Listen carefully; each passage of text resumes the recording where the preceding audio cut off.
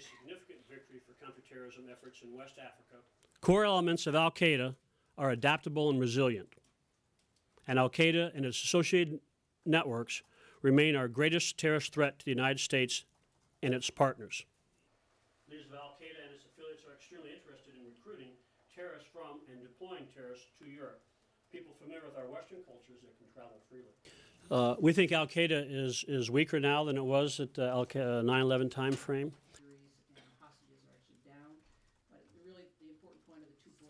Despite the efforts of both Afghan and Pakistani security forces, instability, coupled with the Islamabad-brokered ceasefire agreement in effect for the first half of 2007, along the Pakistani border, provided al-Qaida leadership with the ability to conduct training and operational planning, particularly that targeting Western Europe and in the United States.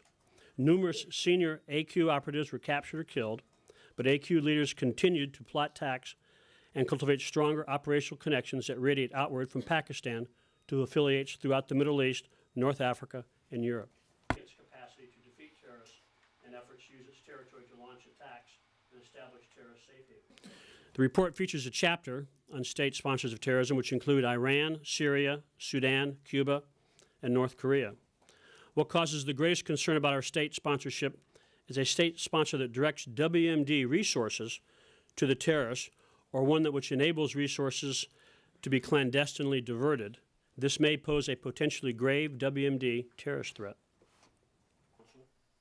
And the UN headquarters in Algiers underline a substantial shift in strategy.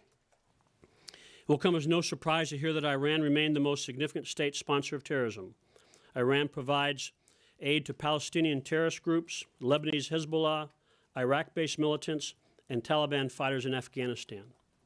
Despite its pledge to support the stabilization of Iraq, Iranian authorities continue to provide lethal support, including weapons, training, funding, and guidance to some Iraqi militant groups that target coalition and Iraqi security forces and Iraqi civilians.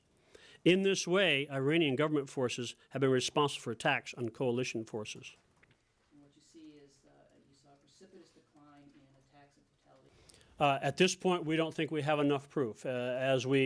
As indicators present themselves, we'll take a look at it and analyze it and compare it.